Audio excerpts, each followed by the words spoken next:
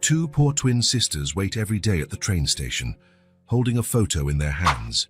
The young billionaire, curious, asks, "I see you here every day. Who are you waiting for?"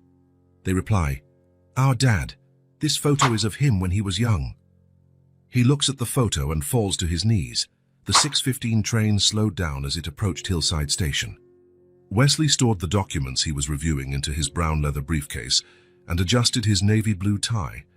The trip had been productive. 2 contracts signed, a new partnership formed, numbers that made shareholders smile, but did nothing to warm his empty apartment. Hillside Station was just a connection, another dot on the map of his constant business trips. Nothing special. Red brick walls, an old clock high on the main wall, rows of green benches under a metal roof. Wesley knew the place well. It had been his stop 3 times a week for the past 8 months. "We've arrived, sir," announced the train attendant with that rehearsed formality. "Next connection in 40 minutes.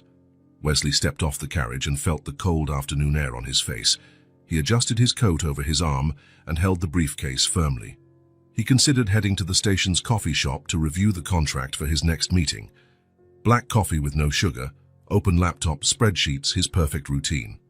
That was when he saw them for the first time. 2 little girls sitting side by side on one of the green benches, alone.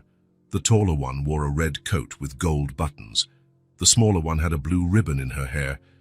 Something about the scene unsettled him. Such young children, all by themselves at a train station. Strange. Wesley hesitated, glanced around looking for an accompanying adult to say, but saw no one. He shrugged and continued toward the coffee shop. The following week, they were there again. Same time, same bench. The girl in the red coat carefully held a piece of paper, as if it was something precious. Both watched intently every time a train arrived. By the 3rd week, Wesley was already looking for them as soon as he stepped off the train. And there they were, faithful sentinels at their green post. The scene intrigued him. There was something both sad and beautiful in that waiting. On the 4th week, his curiosity overcame his usual reserve. Instead of heading to the coffee shop, Wesley walked toward the green bench. The girls watched him approach, their eyes alert and curious. They didn't seem afraid, just slightly wary. "Are you waiting for someone?" Wesley asked, his voice a bit husky from not being used to starting conversations. The 2 looked at each other quickly, as if silently debating whether they should answer. It was the taller one who spoke first. "Our dad. This photo is of him when he was young," she said, turning over the paper she held, revealing a photograph. "He went off by train looking for a job. Mom said someday he'll come back." The smaller girl added in a soft voice, "We come here so he won't pass by without seeing us when he arrives." Wesley looked at the photo, and the world around him seemed to freeze. The noise of the station disappeared. The announcements from the loudspeakers turned into a distant murmur. His hands grew cold despite the warm day. The photo showed a face Wesley knew all too well, a face that belonged to his oldest memories, a face he hadn't seen in years, but never forgot. Conrad, his brother. Wesley tried to keep a neutral expression, but his heart pounded hard against his ribs. "That's a nice photo," he managed to say, his own voice sounding strange to his ears. "What are your names?" "I'm Ivy," said the taller one, the one in the red coat. "And I'm June," added the smaller one with the blue ribbon. Ivy showed the photo proudly. "Mom said he's very smart and handsome, that he'd get a good job soon and then come back to pick us up." Wesley studied the photo more carefully. It was definitely Conrad. Younger than the last time Wesley had seen him. The same crooked smile inherited from their father. The same eyes that always seemed to look beyond the horizon, searching for something no one else could see. "Do you come here often?" Wesley asked, trying to hide the quiver in his voice. 3 times a week, June answered, swinging her legs, which didn't reach the floor. "Our neighbor, Mrs. Miller, brings us... She's over there getting coffee," she said, pointing to the station snack bar. "Mom works a lot," Ivy explained. "She can't wait every day, but we can." The simplicity of that statement hit Wesley like a punch. The unshakable confidence of the children, their certainty that their father would return, their loyalty in waiting. "Has he been gone a long time?" Wesley asked, his mind racing in many directions. "A really long time," said June, frowning as if trying to figure it out. "I was really little." "But he sends us Christmas cards," Ivy quickly added, as though defending her absent father. "And birthday presents." Wesley knew that couldn't be true. Conrad had been missing for years. No contact, no trace. Something stirred inside him. Memories he had locked away in a distant part of his mind. The house where they grew up, sibling fights, laughter, plans for the future. And then, the drift apart. Wesley climbing the corporate mountain without ever looking back. Conrad following his own path, simpler, freer. Their last conversation had been by phone. Harsh words were exchanged, accusations were made. Silence grew until it became forgetfulness. Neither of them ever called back. The years passed, their lives went different ways, and now 2 little girls sat on a train platform, waiting for someone who never returned. "How long do you stay here?" Wesley asked. "Until the last train," Ivy replied, looking at the tracks. "Sometimes he gets in late," Mom said. Wesley felt a tightness in his chest, their innocence, their waiting, the kind lies someone was telling them to protect them from the truth. An announcement sounded over the loudspeakers. The next train was arriving. Wesley checked his watch, his connection. "I have to go," he said, adjusting his briefcase. "It was nice meeting you, Ivy and June." The girls waved with identical smiles, smiles that reminded him of someone. Wesley turned and walked toward the opposite platform, where his train was waiting. Inside the carriage, he couldn't concentrate on work. The image of the 2 girls waiting stayed in his mind, and the photo of Conrad, young, smiling, full of hope. Conrad, his brother. The brother he'd grown up with, the brother he'd lost by choice, the brother who apparently had a family, and then disappeared. Wesley took out his phone and scrolled through his contact list. Conrad's number was still there, never erased, never used. His finger hovered over the call button, hesitating. The train entered a tunnel, and the signal dropped. Wesley put the phone back in his pocket and looked out the window, seeing only his own reflection in the dark glass. When the train emerged from the tunnel, the sun was setting on the horizon, painting the sky orange and pink. The city lights began to flicker in the distance. Wesley returned to the open contract on his laptop, but the words and numbers no longer made sense. The image of the 2 girls, of the photo of his lost brother, everything mixed in his mind, preventing him from focusing. What had happened to Conrad? Why were those girls waiting for him? Who was their mother? Questions without answers. And sitting on that train that carried him away from the station, away from the girls, away from the past that had returned like a ghost. Wesley knew he would come back, not just to catch his usual connection, but to find out the truth, to get answers, to understand what had happened to Conrad, and maybe, just maybe, to learn something about himself in the process. Wesley couldn't sleep that night. The faces of the girls at the station haunted his thoughts. Ivy and June, 2 nieces he never knew he had, daughters of Conrad, the brother with whom he'd lost all contact. He got up before sunrise, made a strong cup of coffee and sat in front of his computer. The screen illuminated his face in the still dark apartment. He cancelled the day's meetings with a quick email. "Urgent family matters," he wrote to his secretary. It was the first time in years he'd used family as an excuse. His first step was to search Conrad's name in public databases. His brother wasn't the type to leave a digital trail. He'd always preferred to live on the margins of the system. No social media, no known email account. Conrad was a ghost in the digital world, exactly how he wanted to be. Wesley picked up the phone and called an old contact. "Martin, it's Wesley. I need a favor." Martin was a private investigator, a discreet man Wesley had hired a few times to check the background of potential business partners. He never imagined using Martin's services to find his own brother. "Send me the details by email," Martin said. "And it's going to cost more than usual, considering the urgency." "Money is not an issue," Wesley answered, hanging up. In the following hours, Wesley rummaged through drawers he hadn't opened in years. He found a box of old photographs. He and Conrad at the beach, teenagers, both at their high school graduation. The last photo together, at their mother's birthday, shortly before Wesley moved to take his first executive job. He scanned one of the pictures and emailed it to Martin, along with all the information he had about Conrad. It wasn't much: age, last known address, last job. A whole life reduced to a few short paragraphs. Martin's reply came 2 days later, faster than Wesley had expected. "I found a few things about your brother," said the raspy voice on the phone.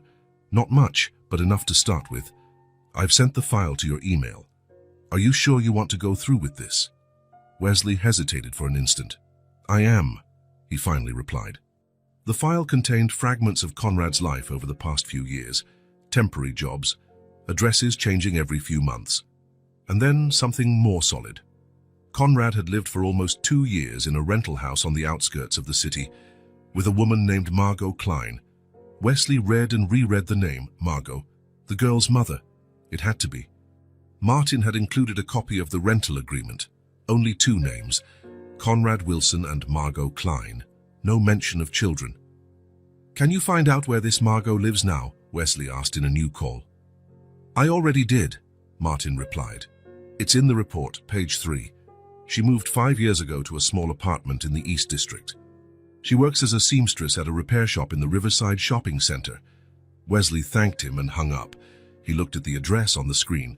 A simple neighborhood, far from the center, away from the places he frequented, a different world from his. In the days that followed, Wesley returned to his work routine, but something had changed. In meetings, he found himself thinking about the girls on the platform. During train rides, he stared out the window, wondering where Conrad might be. At night, he reread Martin's report, searching for clues he might have missed. A week later, he made a decision. He put on simple clothes, jeans, a plain blue shirt, a worn leather jacket he rarely used. He drove himself instead of using his usual driver. He told his secretary he'd be unavailable all day. He drove to the Riverside Shopping Center first, a modest place with small stores and inexpensive cafes. He easily found the repair shop. Behind the counter, a middle-aged woman was helping a customer. It wasn't Margot. Wesley had gotten her photo from Martin. He waited outside, pretending to be interested in nearby window displays. An hour later, he saw a woman with curly brown hair leaving the shop. He checked the photo on his phone to confirm. It was her, Margot. He followed her from a distance, watching how she moved with quick, determined steps. She bought a sandwich at a snack bar, then stopped at a pharmacy. The routine movements of an ordinary life. Wesley felt like an intruder, a voyeur into someone else's life. He wondered if he should approach Margot right there, introduce himself, ask the questions that plagued him. But something held him back. It wasn't just curiosity driving him, it was guilt. Guilt for having drifted away from Conrad, for missing years of his life, for not being there when his brother needed him, for prioritizing his career, his success, his money over blood ties. When Margot boarded a bus, Wesley returned to his car. He wouldn't follow her any further that day. He had the address. He knew where to find her when he was ready. For 3 days, Wesley wrestled with himself. Should he seek out Margot? Should he introduce himself as Conrad's brother? What would he say to the girls if he met them? How would he explain his absence all these years? Questions without easy answers. On Wednesday, Wesley drove to the neighborhood where Margot lived. He parked 2 blocks away and walked slowly, feeling the weight of each step. The building was simple but well cared for. Exposed brick walls, 3 floors, no elevator, a pot of geraniums by the entrance, a child's bike chained to the stair rail. Wesley stopped in front of the building, looking up at the 2nd floor windows. Behind those cheap curtains were the answers he was seeking, and maybe even more questions. Something inside him, a voice he hadn't heard in years, told him he needed to go in, ring the bell, and face the past that had found him in the form of 2 girls at a train station. It wasn't curiosity that led him there. It was guilt, an old, deep guilt he carried like a stone in his pocket. The sun was beginning to set, casting long shadows across the quiet street. Wesley took 1 step toward the building's entrance, then another. His heart pounded in his chest. It was time to face what he had left behind. Wesley stood motionless in front of the building, gazing at the windows on the 2nd floor. The child's bike chained to the railing confirmed what he already knew. Children lived there, his nieces. A gust of cold wind hit him, but it wasn't the wind that made him shiver. It was the weight of memories returning like a wave, sweeping away years of distance. He remembered the bedroom they shared when they were children, 2 beds separated by a small nightstand. Conrad's always messy, covered in books and sketch pads. His always neat, with books arranged alphabetically. "You need to learn to relax, Wessie," Conrad used to say, throwing a rolled-up sock ball at the ceiling. "Life isn't a spreadsheet." Conrad was always like that, light, free, unconcerned about the future, while Wesley planned every step since he was 12. The house they grew up in wasn't big or luxurious, but it was full of life. Their father, a mechanic, came home smelling of grease, telling funny stories about customers. Their mother, a teacher, always had a new book to share with them. They were happy, even without much money. Wesley leaned against the lamppost in front of the building, still unable to approach the door. The memories came now like scenes from a long-forgotten movie. Summers at the lake house borrowed from an uncle. Conrad diving in without fear of the height. Wesley calculating the perfect angle to jump. Competing over who could swim the farthest. Nights fishing under the stars. The Christmas when they got a bicycle to share. Conrad insisted Wesley use it first, even though Wesley was younger. "You'll enjoy it more than I do," he had said, with that natural generosity he always had. Wesley smiled at the memory. Conrad was always the better of the two, the kinder, the more honest. When their mother got sick, Wesley was 15, Conrad 17. It was the younger brother who visited her every day in the hospital.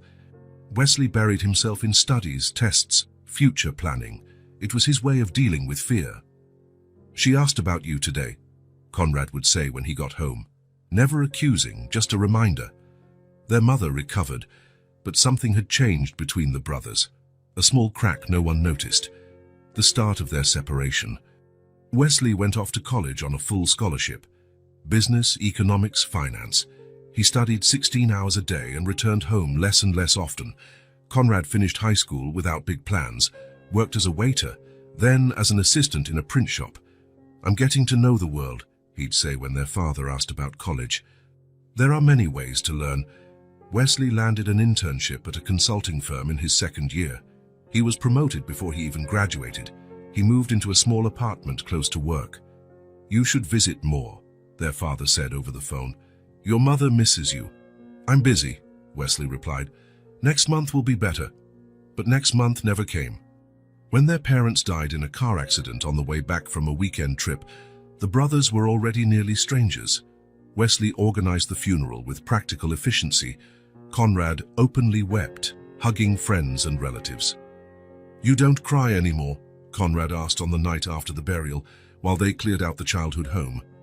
"Crying doesn't help," Wesley answered. "We have to move on." Conrad looked at him as if he was seeing a stranger. "Who are you, Wesley? What happened to my brother?" Wesley didn't answer. There was no answer. Or maybe there was. But he wasn't ready to admit it. The final split came naturally.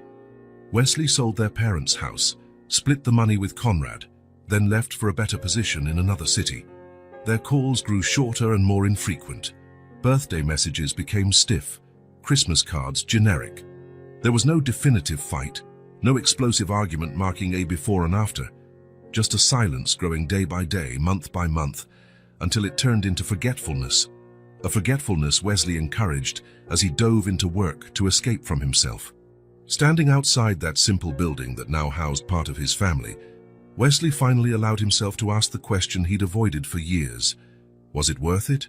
The large apartments he lived in, always alone, the cars he bought and barely drove, the business trips to places he never had time to explore, the women who passed through his life leaving no trace except for perfume on the sheets, the corner office with a view of the river, the respect of colleagues who were really just competitors waiting for him to slip, the money piling up in accounts that never served his real needs.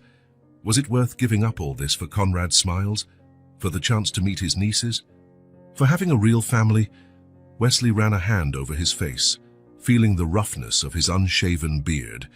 He wasn't wearing his custom-tailored Italian suit. He wasn't shielded by his efficient secretary. He wasn't hidden behind his mahogany desk. He was just Wesley, Conrad's brother, uncle to two little girls waiting on a train platform for a father who didn't come back. A woman passed him on the sidewalk, throwing him a suspicious look. Wesley realized he must look odd, standing there for so long. He took a few steps toward the building door, then stopped again. What would he say? How would he introduce himself?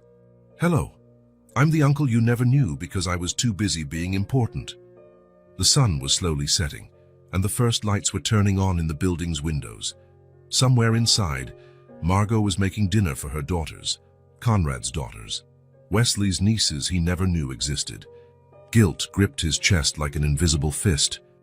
Not just for losing touch with Conrad, but for wasting so much time, for choosing the path that seemed right, but led him away from what truly mattered. Wesley took a deep breath and looked at the darkening sky. It was time to leave the past behind. It was time to find out what had happened to his brother. It was time to meet his family. He took a step toward the building's entrance, then another, and another. Wesley climbed the 2 flights of stairs slowly, counting each step as if it might delay the inevitable. The second-floor hallway was narrow, with wallpaper peeling at the corners and simple light fixtures casting a yellowish glow. Apartment 204. The door was plain wood, with a small peephole at eye level and a worn welcome mat at the threshold. He raised his hand to knock but hesitated. What was he doing here? What did he expect to find? Answers. Redemption. A connection with the brother he'd lost. He took a deep breath and knocked 3 times, firm knocks, confident, very different from the turmoil he felt inside.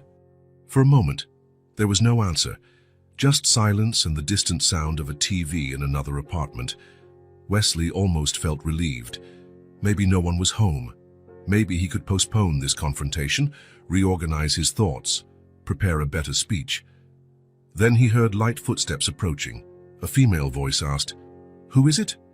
Wesley swallowed hard. "My name is Wesley Wilson. I need to speak with Margot Klein." The peephole opened, and a pair of brown eyes observed him cautiously. After a moment, there was the sound of a chain being removed, followed by the click of the lock. The door opened partially, still held by a security chain. The woman looking at him through the crack had brown hair tied in a messy bun. She wore a simple t-shirt and sweatpants. Her eyes, despite the initial suspicion, were kind. "I'm Margot. What do you want?" Wesley straightened up, feeling the weight of this moment. Years of distance, choices, and silence concentrated in a single instant. "I'm Wesley, Conrad's brother." Margot's eyes went wide with genuine surprise. Suspicion gave way to confusion. She closed the door briefly, not to lock him out, but to remove the security chain. When the door opened fully, her face revealed a shock Wesley hadn't expected. Conrad never mentioned he had a brother. Her words hit Wesley like a silent knife, cutting deep into something vital within him. His eyes stung, he felt the blood drain from his face. For a moment, the hallway seemed to spin around him. Conrad never talked about him, never mentioned his existence. As if Wesley had been wiped out of his brother's life entirely. It wasn't just forgetfulness, it was a deliberate erasure, a chosen absence. "May I come in?" he managed to ask, his own voice sounding odd to him. Margot hesitated for a moment, analyzing him carefully. Then she nodded and stepped aside. "The girls aren't here," she said, as if that explained her decision. "They're at ballet class with the neighbor." Wesley entered a small hallway that led directly into the living room. The apartment was modest but cozy, a combined living area and open kitchen, all in one well-organized space. A sofa with colorful cushions, a dining table for 4, plants in hand-painted ceramic pots, children's drawings stuck to the fridge with bright magnets. A home. A real home. "Would you like some coffee?" Margot offered, breaking the uncomfortable silence. Wesley nodded, still processing the impact of that first revelation. Conrad never mentioned having a brother, as if an entire part of his life had been erased, as if Wesley had never existed. "Sugar?" Margot asked, turning on the coffee maker. "No, thank you, black." She motioned toward the sofa. "Have a seat. Sorry about the mess." With little kids, it's hard to keep things in order. Wesley looked around. There was no real mess, just signs of life. A children's book open on the coffee table, a doll forgotten in a corner of the couch, a small coat draped over a chair, signs of a family. He sat on the sofa while Margot made the coffee. He watched her discreetly. She moved with precise efficiency. Small but strong hands, fingers marked by the work of a seamstress. "How did you find me?" she asked, bringing 2 cups of coffee and sitting on the chair opposite him. "I hired a private investigator," Wesley answered honestly. "After I saw the girls at the station," Margot's eyes widened. "You met Ivy and June." "At the train station. They were waiting." Wesley hesitated. "Waiting for Conrad." Margot lowered her gaze to her cup, a sad smile on her lips. "They go 3 times a week. Mrs. Miller, our neighbor, takes them when she can. I didn't have the heart to stop them." A tense pause ensued. Wesley took a sip of the coffee, strong and well made. "What happened to Conrad?" he finally asked. Margot took a deep breath, as if gathering courage. When she spoke, her voice was calm but carried an old weight. "I met Conrad at the print shop where he worked. I'd brought some fabric samples to make business cards for my sewing work. He helped me." She smiled at the memory. "Conrad had this way of making you feel special, you know. Like that moment, that conversation, was the most important thing in the world to him." Wesley knew that well. Conrad always had that gift, being fully present, something Wesley had never mastered. We started seeing each other. It was all very quick and intense. Within 3 months, we were living together. He was kind, funny. A dreamer. Margot paused, tucking a stray curl behind her ear. "His jobs never lasted very long. There was always some problem. The boss was unfair. The work was boring. He deserved more. Conrad had big dreams, but never a plan to achieve them," Wesley finished. Margot looked at him in surprise, then nodded. "Exactly." One night, he came home saying he'd heard about an incredible opportunity in another city. A publishing company was hiring. It was his dream job, working with books, with art. She took another deep breath before continuing. "We had an argument. Not a big fight, but I was tired of starting over, of living on hopes. I said things I regret. The next day, when I got home from work, I found a note. He said he was going after that opportunity and would be back in a few days, a week at most, once he had good news." Her voice trembled slightly. "That was almost 6 years ago." Wesley felt a knot in his throat. 6 years. The girls seemed about 5, as maybe 6 years old. "A week later, I found out I was pregnant," Margot went on, confirming Wesley's mental math. "I tried every number I had for him, sent messages. Nothing. At first, I feared something had happened, some accident. Then I began to think maybe he'd just decided not to come back." She spoke without self-pity, simply stating a painful fact. "Conrad left to find a job and never returned. I discovered I was pregnant after he left. He never knew." Wesley felt the weight of those words. Conrad didn't even know he was going to be a father. Never met his daughters. Never knew about the 2 little girls who faithfully waited for him at the train station. "Did you try looking for him?" "The police?" "I filed a missing person report," Margot replied. "But without details of where he was headed, they couldn't do much. I thought about hiring a detective like you did, but I couldn't afford it." She motioned around the simple apartment. "When I learned they were twins, it was scary. Me alone and with no close family, expecting 2 babies. But I managed.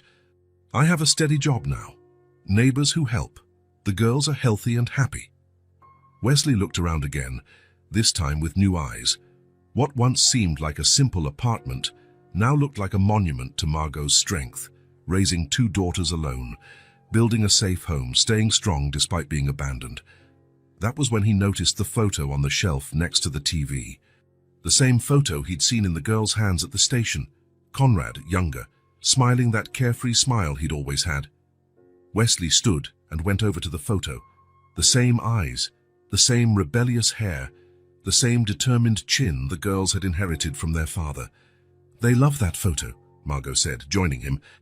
"It's the only image of their father they have."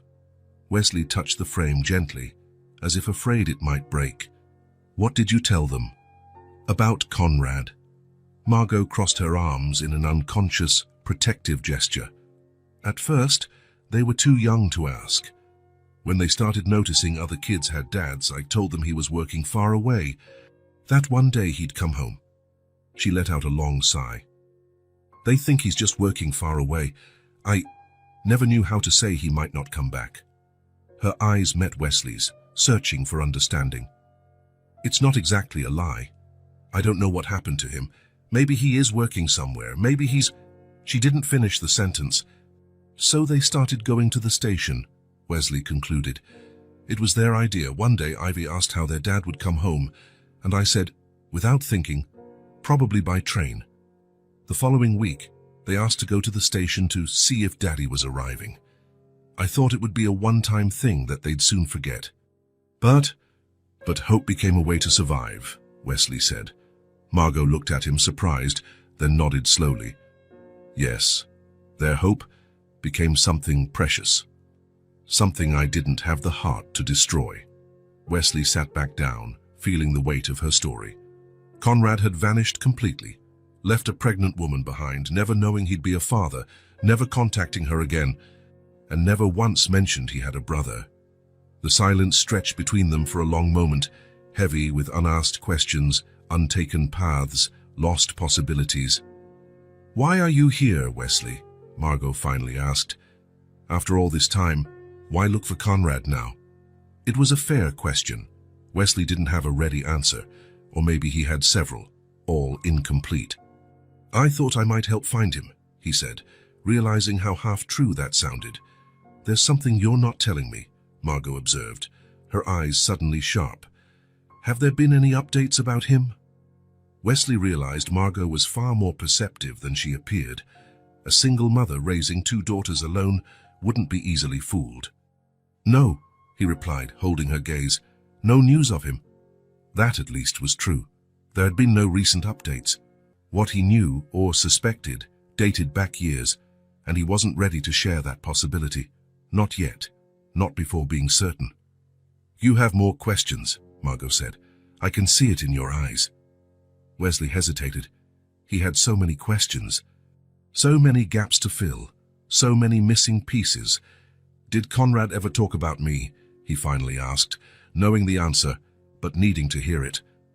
Margot slowly shook her head. Never. He said very little about his family overall. Mentioned his parents had passed away, but never talked about siblings. I always assumed he was an only child. Each word was like a small cut. Conrad had erased Wesley from his narrative, deleted his older brother from his story. The pain of that was deeper than Wesley expected. I see, was all he could manage. Did you two have a falling out? Margot asked gently. Wesley looked at his hands, clean, well-groomed, hands that had never known calluses or grease stains like his father's. Hands that signed contracts but had never rocked a child to sleep. There wasn't a big fight, he replied. We just went different ways. I went one way, he went another. And one day, we realized there were no more intersecting paths. It was the truth, though incomplete. There was more guilt than he could admit out loud. More responsibility, more regret. He was lonely, Margot said softly. Even in the middle of a crowd, surrounded by people, Conrad seemed to look for something that was missing. Wesley nodded silently. Conrad had always been that way, restless, seeking something beyond the horizon, something that might not even exist. The sound of a key in the door interrupted them. Margot stood up quickly. That's the girls, she said with a hint of nervousness. I didn't know they'd be back so soon. Wesley also stood, suddenly alarmed. He wasn't ready for this. Not now, not like this. Margot seemed to sense his panic. You can stay, she said, or you can go if you'd prefer. But if you stay, I won't say who I am, Wesley finished. Not yet, she nodded, grateful for his understanding. The door began to open. The door opened fully and two small figures burst in like a whirlwind of color, light curls bouncing, pink and purple backpacks, ballet slippers dangling from their shoulders. They both froze when they saw Wesley standing in the living room, as if they had rehearsed the perfect synchronized stop. Who's he, Mom? Asked the one in the blue sweater. June Dees, Wesley recognized from the station. Before Margot could answer, Ivy, the other girl, took a step forward, her eyes widening in recognition. I know you. You talked to us at the station. Wesley's heart raced. He hadn't expected to be recognized so easily. He nodded with a small smile. Yes, we met there. Margot looked from Wesley to the girls, clearly surprised by the existing connection. This is Mr. Wesley, she explained carefully. He knew your dad. Wesley held his breath. It wasn't exactly a lie, but it created an expectation he wasn't sure he could fulfill. The girl's eyes lit up instantly. All hesitation vanished. In a single moment, Wesley went from being a stranger to something far more precious, a connection to their missing father. Your dad's friend? Asked June, moving closer with her eyes shining in hope. Wesley glanced at Margot, who gave him a slight nod, permitting him to maintain that story. Yes, he said at last. I met your dad a long time ago. It wasn't a lie, after all. He had known Conrad better than anyone, or so he thought, until learning that his brother never mentioned him. That simple confirmation was like opening a floodgate. The girls rushed toward him, forgetting any stranger danger, replaced by the excitement of knowing someone connected to their father. Do you work with him? Ivy asked, grabbing his hand as if they were old friends. Is he okay? June chimed in, taking his other hand. When is he coming back? The questions flowed in an unstoppable stream. Wesley felt panic rising. He wasn't prepared for this. He didn't know what to say or how to navigate this minefield of childish hopes. Margot came to his rescue. Girls, let Mr. Wesley breathe, she said gently but firmly. He just came for a quick visit and you've only just arrived. Why don't you show him your drawings while I fix a snack? Mentioning the drawings worked like magic to redirect the girl's energy. Ivy let go of his hand and ran to her backpack, while June pulled Wesley to the sofa. I drew our house today at ballet, June announced, sitting beside him with surprising ease. The teacher said I have talent. Ivy returned with a colorful folder, opening it on Wesley's lap, as though he were the most important person in the world to see her art. This is the castle where we live, she explained, pointing to a vibrant drawing of a structure that looked more like a stack of bright blocks with flags on top.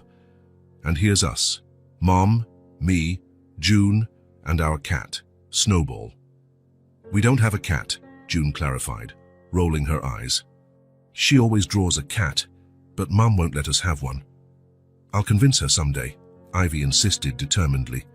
Wesley looked at the drawings with genuine interest. Bright colors, imaginative shapes, a unique worldview full of possibility. He could see traces of Conrad in those pictures, an unbounded imagination, a confident hand. They're really pretty, he said sincerely. How you think Dad will like them? Ivy asked suddenly, serious. The question caught him off guard. The weight of their hope was almost tangible in the small living room. I'm sure he would, he answered, sticking to the truth. Conrad always appreciated art in all its forms. June leaned closer, her blue eyes identical to those of Wesley's lost brother. What's he like? Tell us. Wesley searched for the right words, navigating between the truths he knew and the girl's expectations. He has a smile that lights up his whole face, he began, remembering his brother. And he knows how to tell stories that make you lose track of time. When he laughs, everyone laughs with him. The girls drank in every word like sponges, forming in their minds an image of the father they barely knew. Mom said he's really good at drawing, Ivy commented. He is, Wesley confirmed. He used to sketch entire stories in notebooks. When we were younger, he nearly slipped. When we were children. When we were brothers. When we were a family. Tell us more, June urged, tugging on his shirt sleeve with familiarity. And Wesley did. He told them stories of Conrad, adapted for young ears. The brother who built a treehouse, the teenager who saved an abandoned dog, the young man who played guitar on summer nights. The girls listened, fascinated, occasionally interrupting with questions or their own connections. I like dogs too. June also plays music, on the school piano. At some point, Margot brought out a plate of sandwiches cut into triangles and cups of juice. She sat quietly in an armchair, watching the interaction with an unreadable expression. Wesley lost track of time. He didn't check his watch once, something unthinkable in his world of scheduled meetings and back-to-back commitments. The stories flowed, the drawings multiplied, laughter filled the apartment. At one point, June climbed onto his lap to show him a particularly intricate drawing, settling there as if it were her rightful place. Ivy sat next to him, leaning on his arm, sharing the weight of a storybook she got from school. The warmth of those small bodies against him awakened something in Wesley that had been dormant for a long time, a feeling no boardroom, no million-dollar deal, no professional accomplishment had ever given him, a sense of belonging, a sense of connection, a sense of family. The silence he carried inside, the emptiness cultivated by years of self-imposed isolation, began to crack.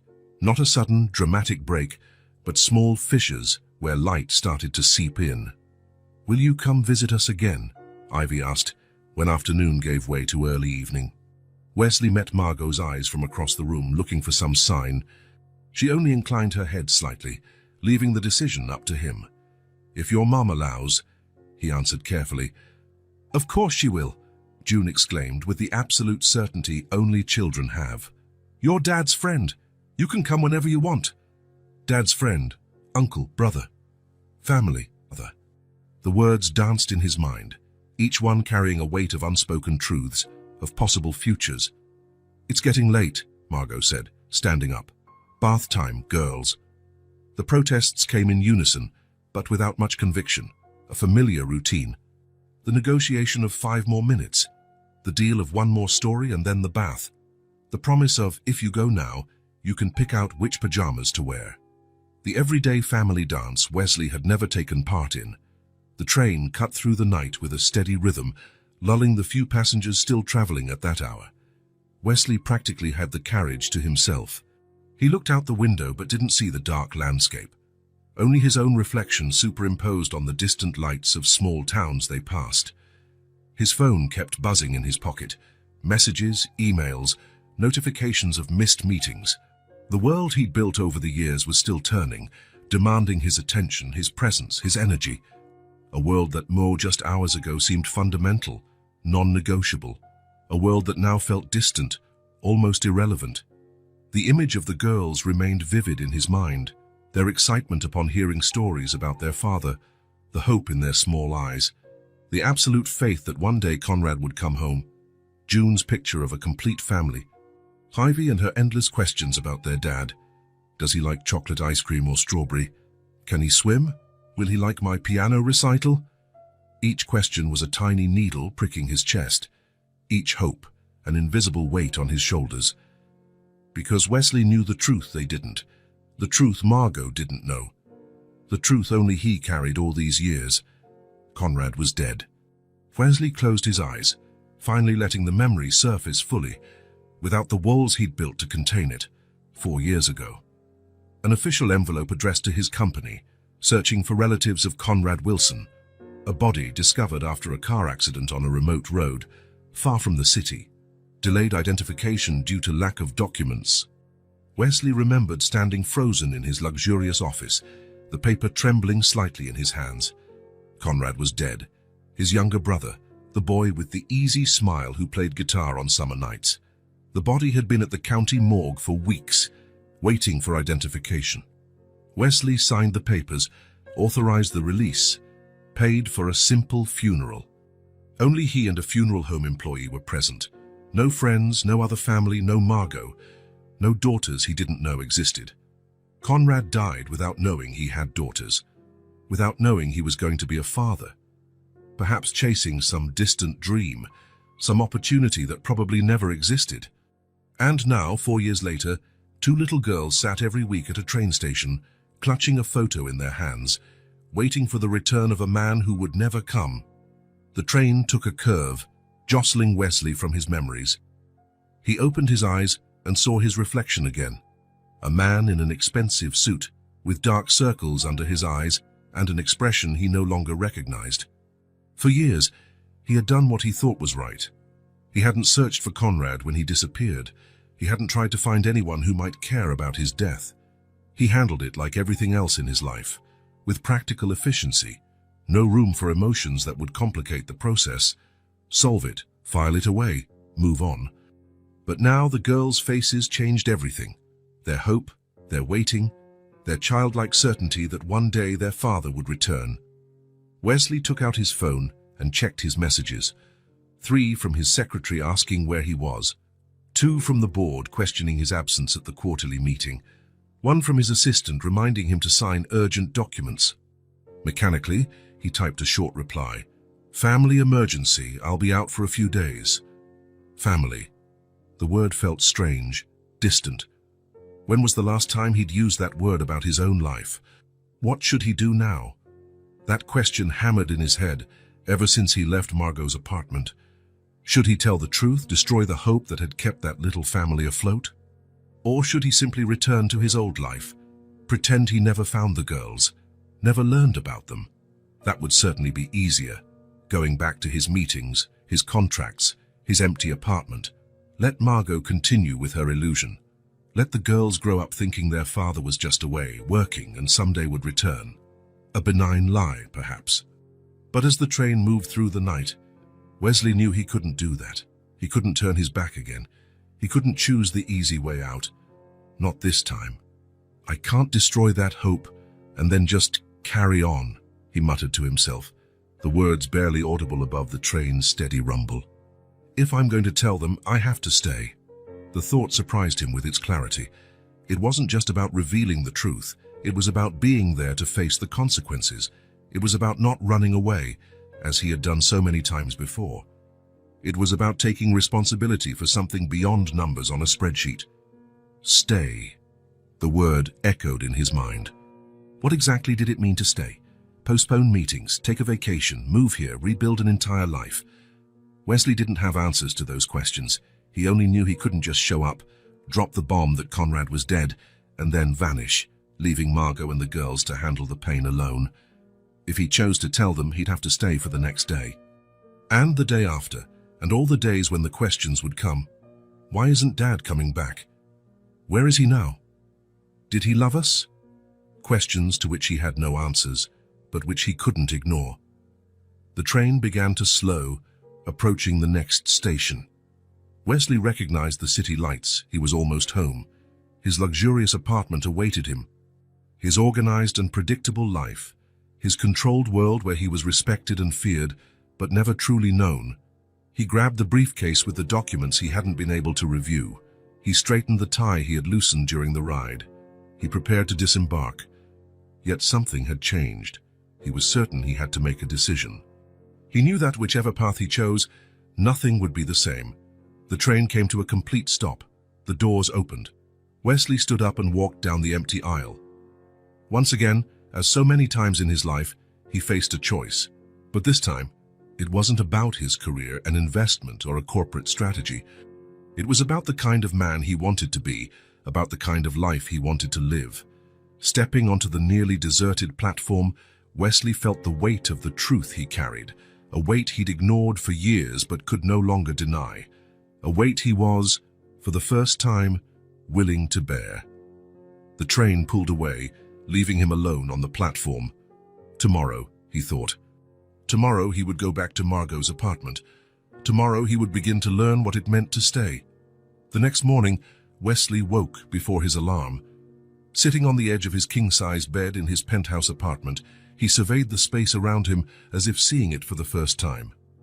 Expensive furniture chosen by a decorator. Abstract art on the walls, selected to match the color scheme, not for personal meaning.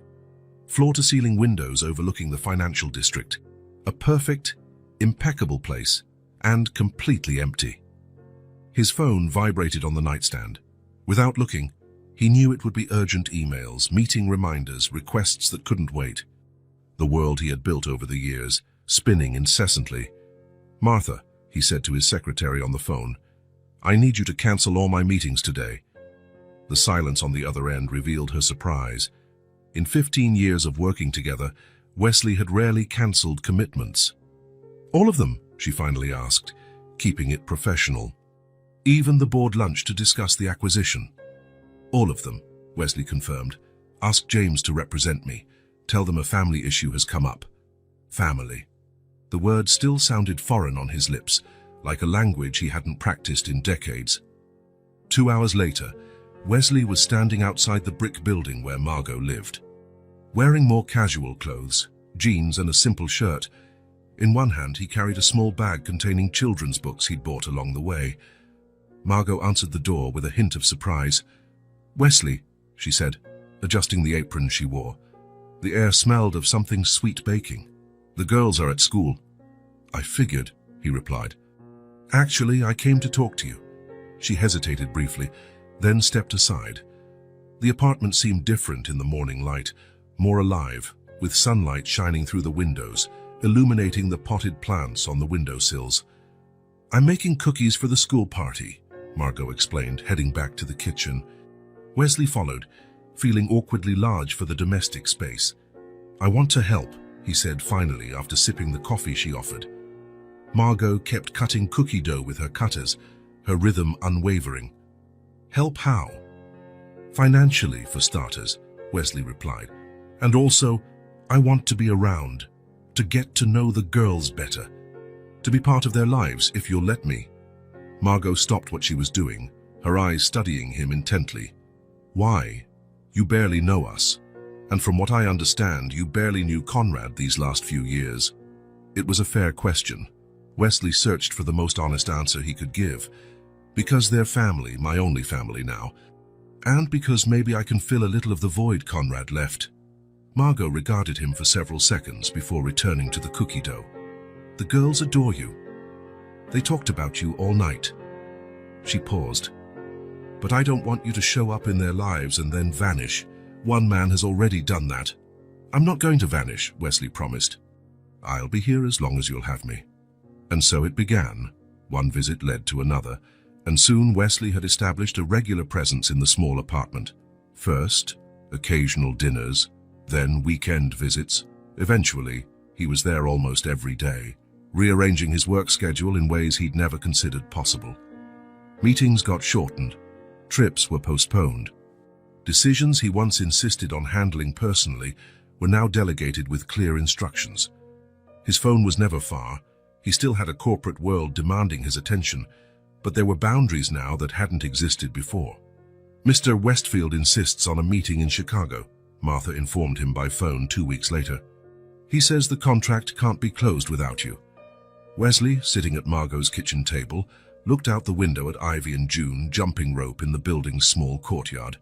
"Schedule a video conference for tomorrow at 7, Chi," he replied, not taking his eyes off the girls. "If he needs something sooner, I'm available by phone until 8 tonight."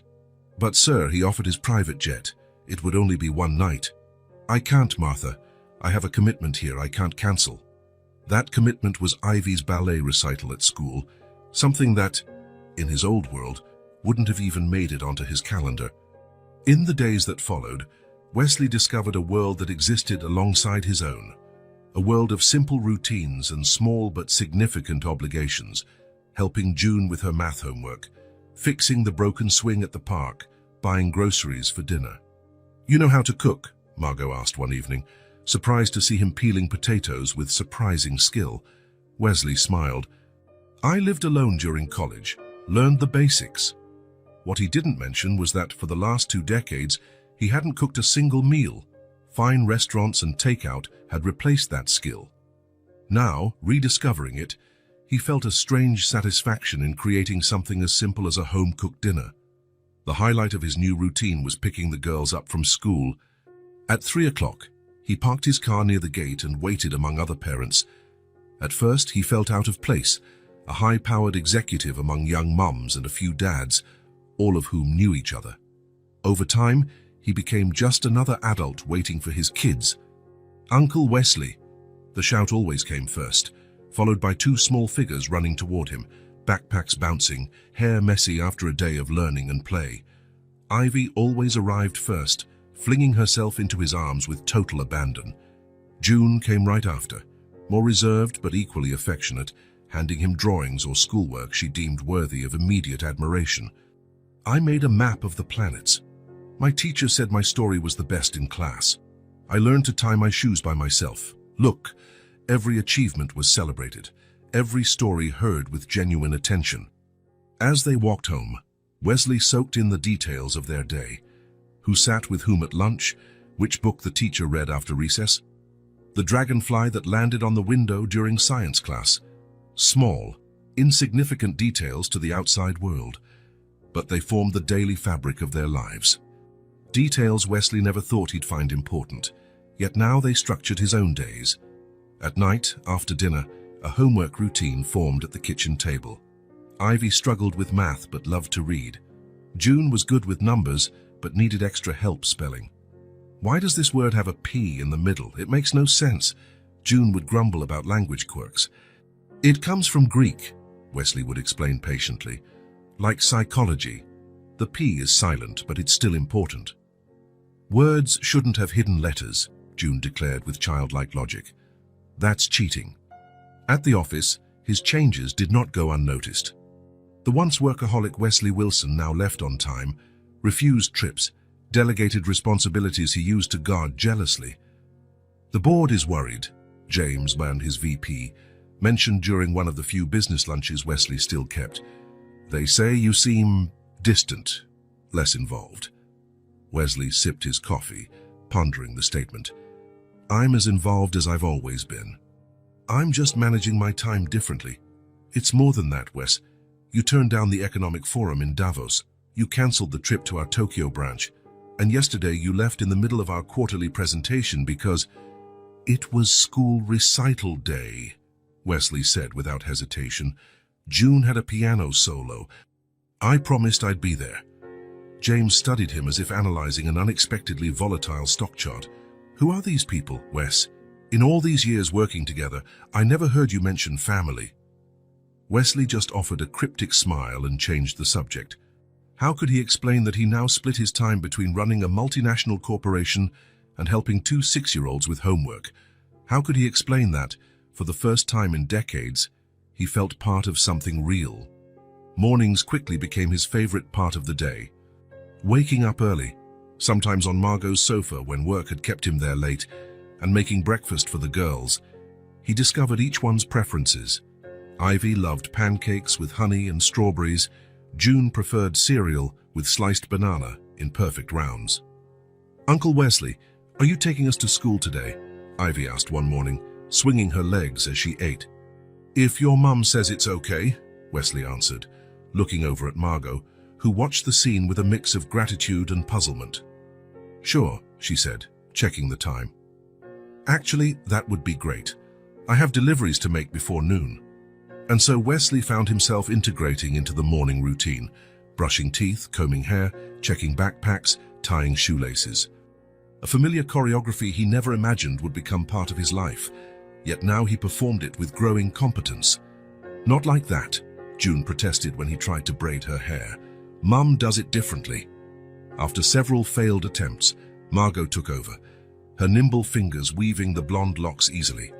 Wesley watched carefully, determined to learn. Your hands are too big for delicate work, Margot teased, but her tone was kind. You'll get it with time. Time.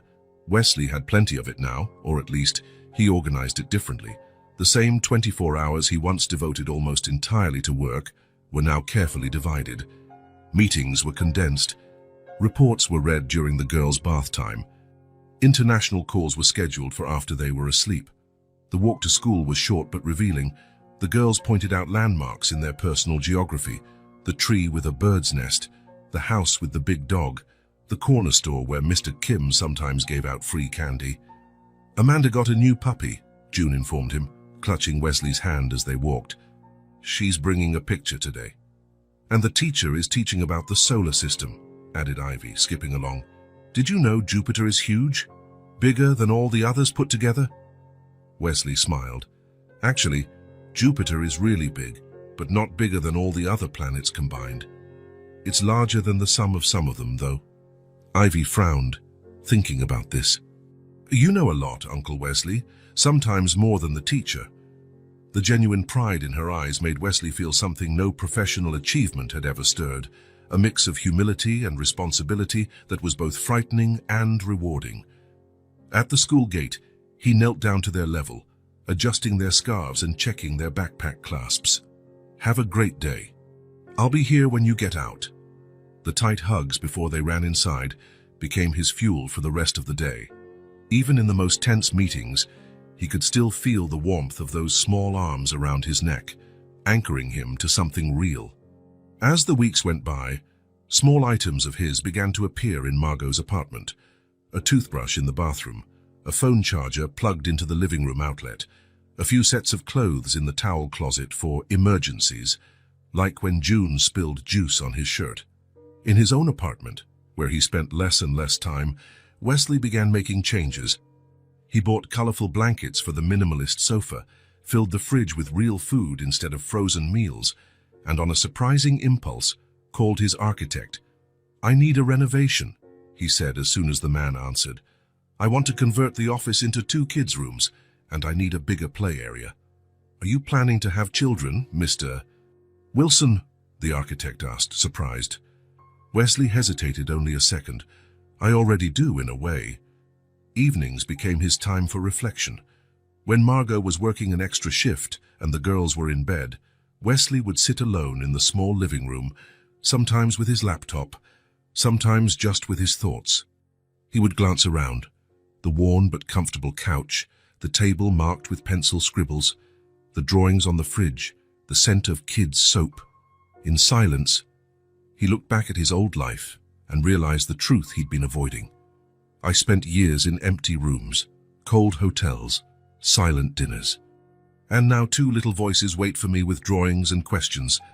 The truth about Conrad was still there, hovering like a dark cloud on the horizon. At some point, he would have to reveal it. But for now, Wesley allowed himself to discover the value of a routine he had never experienced. The joy of being present, the privilege of being needed not for money or influence, but simply for who he was. On the kitchen calendar, Margot had marked upcoming events: a dance recital, a science fair, a dentist appointment. Wesley reorganized his professional schedule to be there for each one. He cancelled a trip to Europe and delegated the annual shareholders presentation, events that back 6 months ago he would have considered untouchable. "What's happening to you?" Margot asked one night, after the girls were in bed and they sat together with tea in the quiet kitchen. "Why are you doing all this?"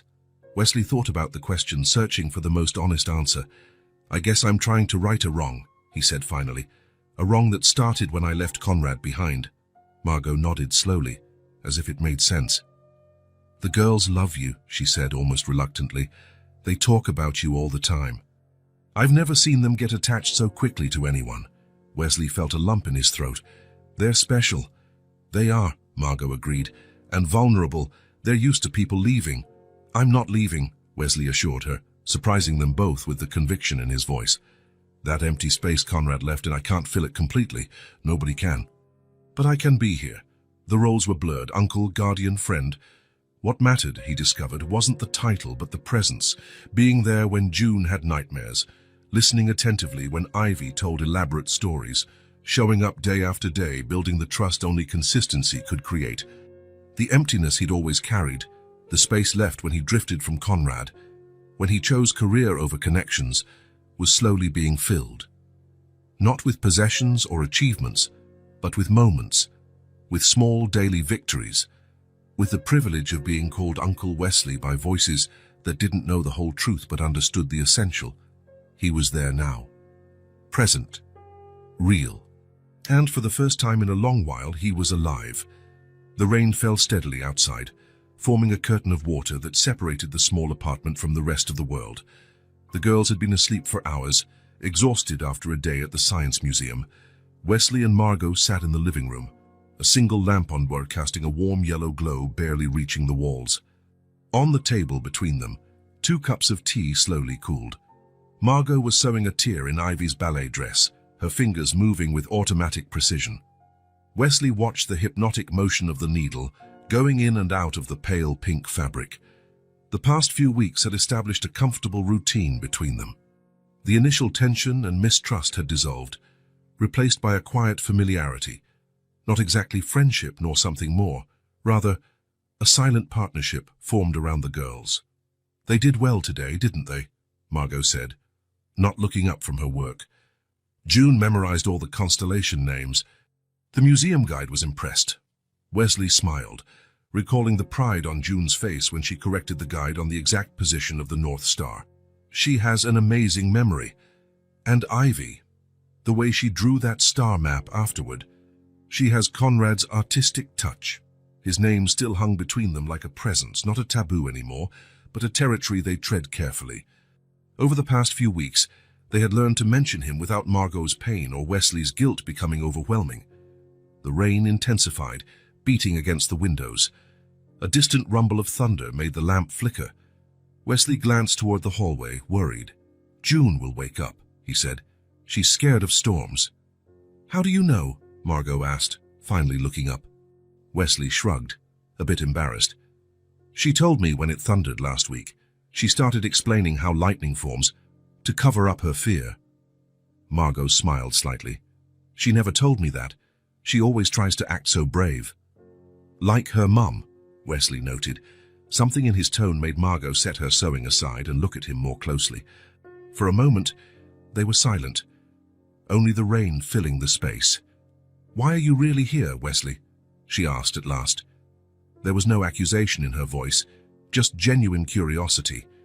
"At first, I thought it was guilt. Then I wondered if it was loneliness, but it's more than that, isn't it?" The question caught Wesley off guard. He had grown used to not verbalizing his motives, a tacit agreement that his presence was welcome without deeper explanations. "I don't know how to answer that," he admitted. "Try," Margot insisted softly. "We've been here for weeks. You've practically moved onto our couch, rearranged your entire life around ours." "Why?" Wesley took a deep breath and looked at his own hands, hands that once signed million-dollar contracts with the same ease he now tied little shoelaces or held fine paintbrushes for the girls. "When my parents died," he began slowly, "I thought the right path was to go up, conquer, build something bigger than all of us. That's what my father always said he expected of me." He paused, organizing thoughts he'd never truly articulated. "Conrad, he always wanted other things. Connections, experiences, things I considered unproductive." Margot nodded, knowing that side of Conrad well. "We argued about it," Wesley continued. "Not big fights, just constant disagreements. He said I was wasting my life on things that didn't matter. I said he needed to grow up and take responsibility." Wesley looked out the window at the pouring rain. "Then one day, I realized we hadn't spoken in months. He called once, left a message. I was in an important meeting, planned to call back later. But then came other meetings, other cities, other commitments." He ran a hand over his face, feeling the weight of those choices. "I left my family behind to climb up, and when I noticed, I was alone at the top. These girls, they gave me solid ground. They made me feel. And I don't want to lose that." His words came out more intensely than he planned, loaded with emotions he wasn't used to showing. For a moment, he felt exposed, vulnerable, in a way the corporate world never allowed. Margot didn't reply immediately. She set the pink dress on her lap and looked at Wesley. Her eyes, usually practical and direct, were soft in the lamp's glow. She simply watched him, her silence neither judging nor pressuring, only receiving those words, that confession. It was a silence that didn't weigh. It embraced. Wesley felt something loosen inside him. A knot he'd carried for so long, it had become part of his structure, suddenly eased by Margot's simple acceptance. Outside, the rain began to subside. The moment remained between them, fragile and precious. "They need you too," Margot finally said in a low but steady voice, "more than any of us realized." A door opened in the hallway. Small, sleepy footsteps approached. "Uncle Wesley." June's sleepy voice broke the moment. "There's thunder. Can I stay here for a bit?" Wesley turned, opening his arms. June crossed the room quickly and snuggled against him, her eyes already closing again. "Of course you can," he answered, adjusting her on the couch. "I'm right here." Margot picked up the pink dress and resumed her sewing, a small smile on her lips. Between them there was now a quiet understanding. Too many things had gone unsaid over the course of their lives. Some could never be recovered. But here, in this small apartment, With the rain easing outside and a child dozing between them, there was a chance to build something new from what life would not give back. Wesley woke up early that Sunday morning. He spent some time just lying on Margot's sofa, staring at the ceiling, listening to the apartment's subtle sounds, the low hum of the fridge, the ticking of the kitchen clock, the gentle wind brushing against the window. Today would be the day. He had postponed it far too long. In the last few weeks, with each joyful moment shared with the girls, each peaceful dinner with Margot, the weight of the unrevealed truth grew within him. Conrad was dead. His nieces were waiting for a father who would never return. Margot was holding on to hopes that would never be fulfilled. And Wesley, the only one who knew the truth, was letting them carry on with their waiting. He got up before anyone else and prepared breakfast: pancakes for Ivy, cereal with banana for June, strong coffee for Margot, exactly how they liked it. As though the familiarity of these gestures might somehow ease what was coming next. The girls came down first, still in their pajamas, hair messy from sleep. Wesley felt that now familiar ache in his chest as he saw them, a mix of love and anticipation for the pain he was about to cause. "Uncle Wesley made pancakes," Ivy exclaimed, running to hug his legs. "With maple syrup?" June asked, already climbing onto a chair. "With maple syrup," he confirmed, setting the plate in front of her. When Margot came downstairs, already dressed for the day, Wesley exchanged a meaningful glance with her. "Are we going to the park today?" June asked between spoonfuls. "You promised to teach us how to fly a kite." "Later," Wesley replied. "First, I have something important to talk about with your mom. Can you watch cartoons for an hour?" The girls agreed easily, tempted by the rare treat of morning TV. Once they finished breakfast and went to the living room, Wesley gestured for Margot to follow him to the small balcony. Outside, the morning air was cool, the sky surprisingly clear after days of rain. Margot leaned on the railing, watching the quiet Sunday street below. "You have that look," she said, still facing the street. "The one you get when you have to cancel a plan with the girls because of work." Wesley shook his head. "It's not work. It's something I've been avoiding too long." She turned to face him, her eyes scrutinizing his. Since their conversation on the stormy night, something had changed between them. A deeper understanding, perhaps. A trust that wasn't there before. "It's about Conrad," she said. It wasn't a question. Wesley nodded, gathering courage. "How do you tell someone the person they've been waiting for all these years is never coming back? How do you turn hope into mourning?" "4 years ago," he began, voice low but firm, "I received an official notice. A body had been found after a car accident on a remote road near the state line. Identification took time because there were no documents, only a few belongings." Margot remained very still, her eyes fixed on him as he spoke. Wesley went on, each sentence deliberately measured. "Among those belongings was a small sketchbook, drawings I recognized immediately. The coroner's office managed to trace it to me through the company. They asked me to identify the body." Wesley took a deep breath, suddenly finding the morning air insufficient. "Conrad is gone, Margot. It was an accident. The car went off the road in a dangerous stretch on a rainy night." The words hung between them, weighted and final. Margot didn't move or speak. She just kept looking at him, as if her mind was still processing what she had heard. "I took care of it all," Wesley continued, now speaking faster. "The funeral, it was small, just me. I didn't know about you or the girls. There was nothing among his things to show family." The last word came out painfully. Wesley saw the exact moment reality sank in for Margot. Tears filled her eyes, though they didn't fall right away. Her hands clutched the balcony railing tightly. "Why didn't you tell me before?" she asked at last, her voice surprisingly steady. "Why let us keep waiting for so long?" The guilt Wesley had carried since that first day at the station now felt like 1,000 tons. "At first, I didn't know about you. Then, after I met the girls at the station, I didn't know how to tell you. And then," he hesitated. "I delayed because I was afraid that once you knew the truth, there'd be no more place for me here." Margot closed her eyes for a moment, tears now silently rolling down her cheeks. "And now?" she asked. Wesley stepped closer, not touching her, but making sure she heard every word clearly. Now, I won't go, no matter what happens. I'm not leaving. If you'll let me stay, this is where I want to be. The silence between them lasted minutes or seconds. Wesley couldn't tell. Eventually, Margot opened her eyes and looked at him directly. He's never coming back, she said, as if testing the reality of her own words. All these years, waiting, imagining, inventing stories for the girls. Her voice broke. Wesley edged nearer, offering silent support. You know what's odd?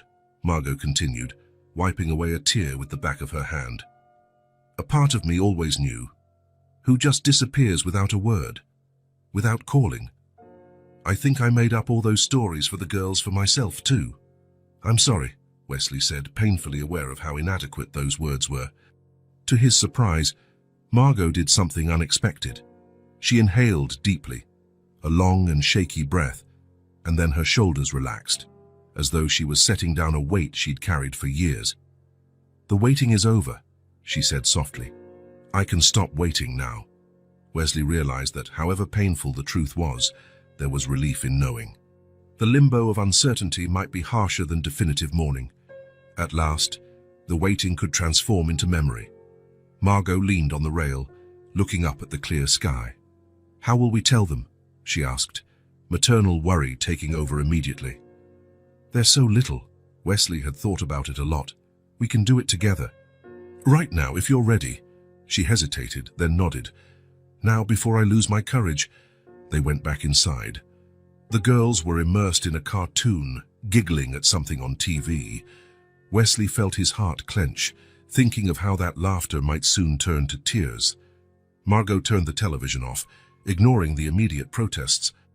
Mommy and Uncle Wesley need to talk to you about something very important, she said, sitting on the sofa and calling the girls over. Ivy and June came closer, sensing the seriousness in their mother's tone. Wesley knelt before them, meeting their eye level. For a moment, he feared he wouldn't be able to speak. Margot placed a hand on his shoulder, a small gesture that gave him strength. They were in this together. You remember how you always go to the station to wait for Daddy? Wesley began softly. The girls nodded, eyes focused. And you remember, Mom said that one day he would come back? He continued. They nodded again. Wesley glanced at Margot, who took a deep breath before speaking. Something happened to your dad, something we didn't know until now, she said, her voice surprisingly steady. He can't come back home, sweethearts. Did he get another job even farther away? June asked, frowning. Wesley felt a sharp pain in his throat. Margot took her daughter's hands in hers.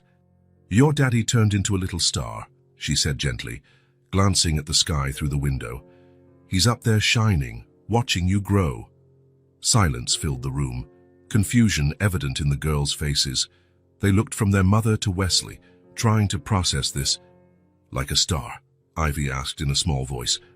People don't turn into stars. Wesley stepped in, choosing his words carefully. When very special people leave this world, their light doesn't disappear. It goes up to the sky and becomes a new star. That way, they can keep watching over the ones they love, even from far away. Daddy died? June asked directly, surprising Wesley and Margot with her clarity. Margot nodded, tears sliding down again. Yes, honey. It was an accident a long time ago. We only just found out. That's why he never came back, June concluded, her little face processing the information with a seriousness beyond her years. Ivy, unlike her sister, burst into immediate tears, throwing herself into her mother's arms. But I wanted to meet him for real, not just from a photo. Wesley's heart broke at those words. Margot held her daughter tight, their tears flowing together. For several minutes, the room was filled only with Ivy's sobs and Margot's whispered comforts. June stayed seated, quiet, her eyes locked on Wesley's as if seeking further confirmation. Uncle Wesley, she finally said, her voice steady despite her watery eyes. You knew Daddy really well, right? Wesley nodded, reaching out his hand to hers. I did. We grew up together. So you can tell us everything about him? Everything we don't know? I can, Wesley promised. Every story, every detail I remember. June seemed to consider this, as though deciding if it was enough. Then, surprisingly, she stood and went to the window, looking up at the blue morning sky. "Can we still tell him things?" she asked without turning around. "Even though he's a star now?" Wesley followed, kneeling beside her at the window. He looked at the sky with her, feeling a lump in his throat. "Yes," he answered with conviction, "and he'll be listening." June nodded, satisfied with that answer. After a moment, she reached for Wesley's hand, a quiet gesture of trust that spoke more than any words could. The next few minutes were difficult. More questions came. Some Wesley and Margot were ready for. Others caught them off guard. Did it hurt when he turned into a star? Did he know we were going to be born? Why didn't he send a letter from the star? Wesley learned that sometimes honesty had to be softened with kindness. No, it probably didn't hurt. "So he didn't know about you, but he would have been so happy. Stars can't send letters, but they can send light." Gradually, Ivy's tears subsided. June remained thoughtful, processing things in her own way. Margot seemed simultaneously exhausted and relieved, as if she'd run a marathon and finally crossed the finish line. "We don't have to go to the station anymore," Ivy finally asked, wiping her face with the sleeve of her pajamas. Margot and Wesley exchanged glances. It was a question they hadn't prepared for. "We could go to the park instead," Wesley suggested. "Today even, and bring that kite I promised to teach you to fly." "We can show it to Dad from the park," June asked. "He'll see the kite in the sky." Wesley felt something warm and heavy in his chest. Not painful, just intense. "I'm sure he will," he answered. "That's the closest we can get to him right now." Surprisingly, the girls accepted that. With the resilience children often show, they cried, grieved, and began to adapt their world to this new reality. Hours later, at the park, while Wesley helped June keep the red kite aloft in the bright sky, Margot approached. They watched the girls together, Ivy laughing as she ran in circles waiting for her turn. June focused on holding the kite steady. "Thank you," Margot said softly, "for telling us." "For staying." Wesley looked at her, seeing the traces tears had left on her face, but also a calmness in her eyes. "Are we going to be okay?" he asked, genuine doubt in his voice. Margot gazed at her daughters before answering. "We will," she said, with surprising certainty. "There's pain, but it comes with light." Wesley followed her gaze to the sky, where the red kite danced against the infinite blue. Yes, there was pain. Conrad's loss was real and tangible for him, for Margot, for the girls. But there was also something new, a shared truth, an improvised family bound not by what they had lost, but by what they had found in each other. The pain was real, but it came with light. The sun was just rising when Wesley parked his car at the gates of Pine Creek Cemetery, a quiet place on the outskirts of town, with old trees casting long shadows over the headstones. He chose to come early when it would be empty. This moment had to be just between him and Conrad. He carried a simple bouquet of sunflowers. Conrad had always liked them. He said they were honest flowers, always turning their faces to the sun with no pretense.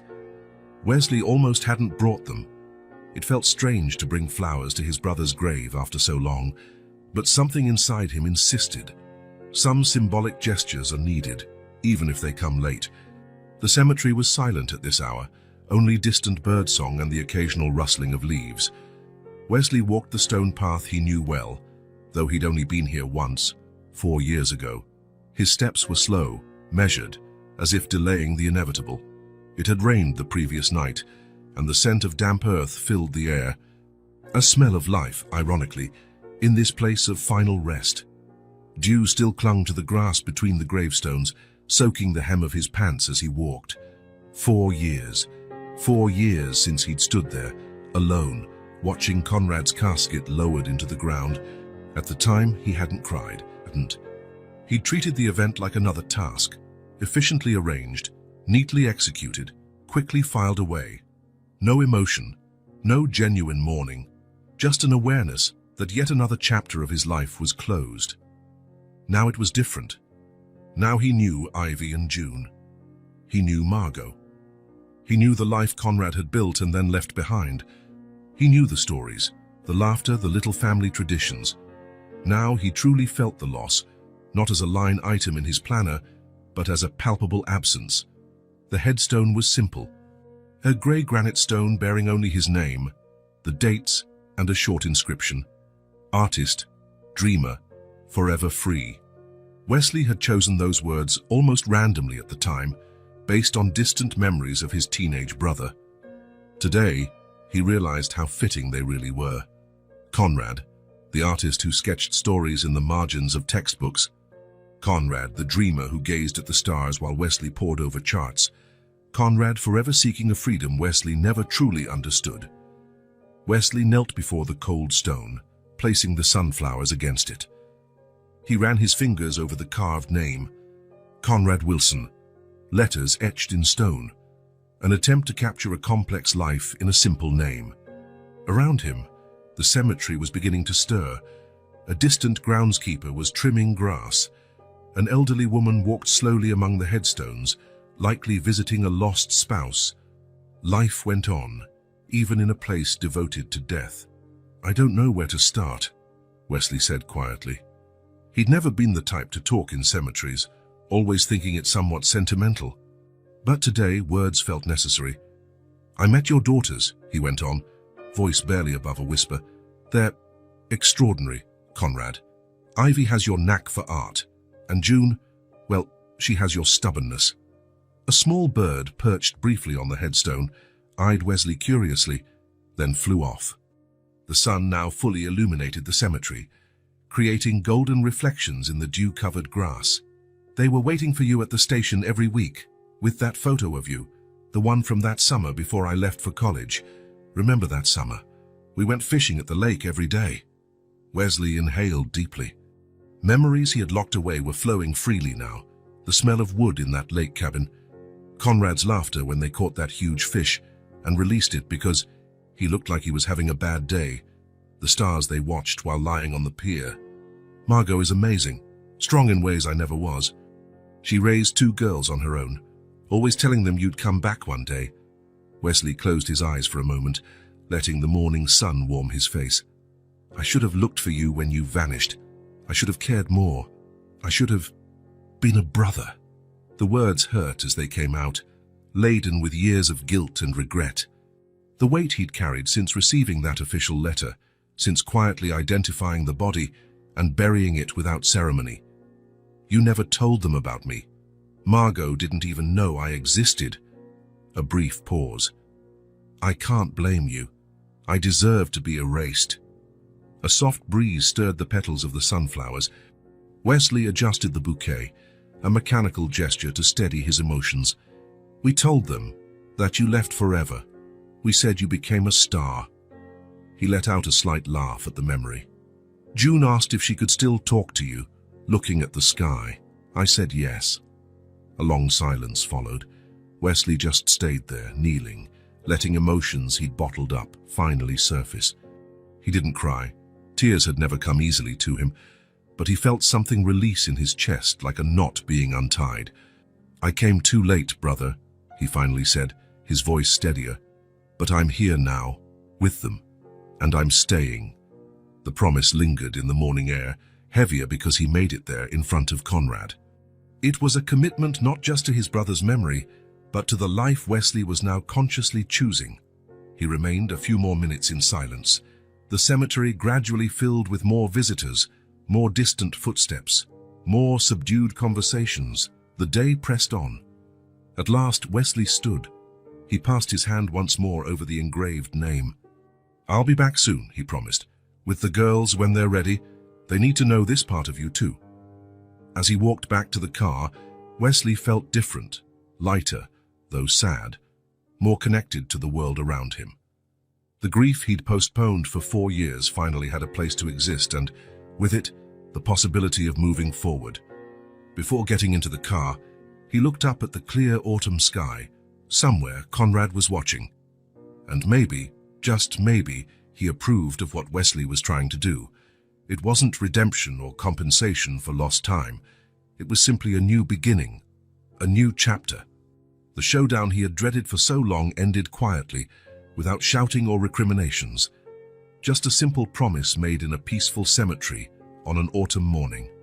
I'm staying. Snow was gently falling outside, covering the yard in a soft white blanket of silence. 6 months had passed since Wesley told them the truth about Conrad. 6 months of adjustments, occasional tears, and a peace that gradually grew like the small tree they'd planted in the backyard of the new house. Wesley watched the girls from the living room couch as they worked on a science project on the rug. June was drawing clouds on a blue poster board, patiently explaining the concept of condensation to her sister, who was sticking cotton balls for texture. Even at 7, June demonstrated a grasp of scientific ideas that impressed her teachers at Wellington Academy. Enrolling the twins in that prestigious school was one of the first big steps Wesley took to help. Convincing Margot hadn't been easy. "I can't let you pay for such an expensive school," she protested when Wesley first suggested it. "It's too much. They're fine at public school." "This isn't for you," he replied. "It's for them, for their future. They deserve every opportunity they can get." June loves science, and Ivy has an artistic talent that should be nurtured. After many discussions, they found a compromise. Wesley would pay for school and set up a college fund, but Margot would make all decisions about raising them. It was a balance that worked well for their unconventional family. "Wesley, what's an atom?" June asked, looking up from her project. "The teacher explained it, but I forgot the exact definition." "It's the smallest unit of an element that still keeps its properties," Wesley answered, "like a tiny building block of everything that exists." "Even us?" Ivy asked, fascinated by the idea. "Especially us," Wesley smiled. "Billions and billions of atoms, all working together." In the kitchen, Margot was at her sewing machine, the gentle hum of the motor drifting through the open doorway. Wesley could see her focused on the fabric, a small crease of concentration between her eyebrows. The studio they set up 3 months before was already bearing fruit. Margot had enough orders to quit her job at the repair shop and focus on her own brand.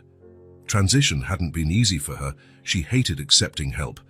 But when Wesley presented it as a business investment, with formal contracts and clear expectations, she finally agreed. Her first line of children's dresses sold out in 2 weeks. Now she was working on a women's line to launch in spring. "Who wants hot chocolate?" Margot asked, turning off the machine and walking into the living room. 3 hands shot up immediately, including Wesley's. It was a little nightly tradition they had established, hot chocolate on winter evenings, while the girls finished homework or just talked about their day at school. "With marshmallows, please," Ivy said without looking up from the project. "And cinnamon in mine," Wesley added, receiving a small smile from Margot. The house they lived in now was different from the cramped apartment where Wesley first met them. It wasn't luxurious, Margot insisted on that, but spacious enough for everyone, with a small backyard where the girls could play. It was just a few blocks from their school, so they could walk together when it wasn't snowing. The decision to move in together happened naturally, without big discussions. First, there were nights Wesley crashed on the apartment sofa because it was too late to go home. Then his clothes started migrating. Finally, the house proposal. "It makes sense," Margot said with her usual practicality, "for the girls, for all of us." The arrangement was clear. They weren't a romantic couple, just 2 adults committed to the well-being of 2 children, a family built by choice, not by convention. Whatever the future might hold beyond that was a question neither felt in a hurry to answer. Wesley's phone vibrated in his pocket, likely James again, with questions about the company's transition. Wesley's decision to step down as CEO had shocked the business world. He hadn't left entirely. He was still a consultant and board member, but the long hours, the endless trips, and the marathon meetings were behind him. "Are you out of your mind?" James asked when Wesley announced his decision. "We've worked 20 years to get here. We have the Hartley Tech acquisition in progress. The board is counting on you for the Asian project." "I found something more important," Wesley simply replied. He didn't elaborate. How could he explain that 2 little girls on a train platform had completely reshaped his priorities? James still lived in the world Wesley once inhabited, a world where the next deal, the next acquisition, the next quarterly profit were the only measures of success. Margot returned from the kitchen carrying a tray with steaming mugs, interrupting his thoughts. 10 more minutes, then let's clean up," she said, placing the tray on the small table. It's getting late. But tomorrow's Saturday, Ivy protested, grabbing her mug. And we're going to the museum, June reminded him. Uncle Wesley promised to show us the dinosaurs. And I'll keep my promise, Wesley assured them. But your mum's right. We need to get up early to enjoy the whole day. Wesley watched Margot sit in the armchair, checking messages on her phone. Her face lit up with a small smile. Another order, he asked, recognizing her expression. Mrs. Peterson wants 3 dresses for her granddaughters for Christmas, Margot said, sounding pleased. And she's not haggling over the price this time. Your work is getting noticed, Wesley commented. You deserve it. You've always been talented. Thanks to your initial investment, Margot said. I don't know how I'll ever properly thank you for all. No need, Wesley gently cut in. Really, this is how family works. Family. The word still surprised him sometimes, springing naturally to mind. He had a family now, not by blood alone. Only the girls were actually connected to him through Conrad, but by something real, formed by daily choices.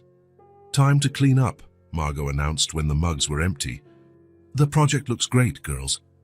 Miss Winters says grades aren't as important as understanding the concept, June recited seriously. But getting an A is still cool, Ivy added with a mischievous grin. The two started gathering their materials, carefully putting away the delicate parts of their diorama. Wesley got up to help, picking up glue sticks and scissors. Uncle Wesley, Ivy called. Can you tell the story about Dad and the boat tonight? June says she doesn't remember it well. The boat story. One of their favorites, Conrad at 12, building a wooden boat with their dad, insisting he'd sail it all the way to the ocean. The boat sank as soon as it touched the lake, but Conrad kept at it for weeks. Sure, Wesley said. After you're ready for bed. The girls headed upstairs, and Wesley approached the shelf in the living room. Among books and small decorative objects, shells gathered at the beach, colorful rocks found by June, framed drawings by Ivy, were 2 photos that stood out. The first, a picture of Conrad, the same one the girls took to the station. The easy smile, the bright eyes full of possibility. Wesley sometimes wondered if Conrad would approve of what he was doing, if he'd think it was right for the estranged brother to raise his daughters now. In the quietest moments of the night, Wesley imagined conversations with his late brother, asking for permission, guidance, forgiveness. The second frame was a recent photo. Wesley saw Margot, Ivy, and June having a picnic in the park. The girls wore flower crowns, Margot looked serene, and Wesley, almost unrecognizable to anyone who'd known him in his corporate sphere, appeared relaxed, with a genuine smile that reached his eyes. Thinking, Margot asked quietly, coming up behind him. Remembering, Wesley replied. How it all started, that business trip, the girls at the station. Fate, Margot remarked, not hiding a hint of irony. Maybe, Wesley agreed, or maybe Conrad, still looking out for all of us in his own way. Margot gently touched Conrad's photo, a silent gesture of acknowledgement. We're ready, Ivy shouted from the top of the stairs. I'll go up, Wesley said. Are you coming? In a minute, Margot replied. I need to finish embroidering Mrs. Templeton's dress, but leave the door open so I can listen to the story too. Wesley climbed the stairs, finding the girls already in their beds, June in her blue cloud pajamas with an astronomy book on the nightstand, Ivy in her pink unicorn pajamas hugging a worn-out teddy bear she'd had since she was a baby. Their room was an enchanting mix of their interests. On one side, solar system posters, on the other, colorful drawings and art projects. Sitting on the chair between the beds, Wesley began. So, the boat. It was summer, one of our last at the lake house. Conrad was about 12, the age you two will be soon. While he spoke, Wesley noticed Margot in the doorway, quietly listening with a small smile. He told them how Conrad insisted on building the boat alone, refusing help from their dad. How he miscalculated its weight and balance, how it flipped the moment it touched the water. And how Silkim, instead of giving up, Conrad spent weeks adjusting, recalculating, trying again. And after the boat sank for the 3rd time, do you know what Conrad said? At least this time it floated for 10 minutes, the girls chorused. Exactly. He never saw it as failure. He saw it as 10 minutes of success and another chance to do better next time. Wesley grinned at the girls, whose eyelids were heavy. That's something you inherited from your dad. Never giving up. A few minutes later, with the girls fast asleep, Wesley returned to the living room. He made himself a cup of tea and sat on the couch, picking up his book. But as always, his eyes drifted to the photos on the shelf. The day before, there had been a parent-teacher meeting at school. Wesley cleared his entire schedule to attend. He sat in the child-sized chairs, listening intently as the teacher praised June's progress in science and Ivy's creativity in art. Then he took the girls out for ice cream to celebrate. No one at school knew him as the powerful executive he once was.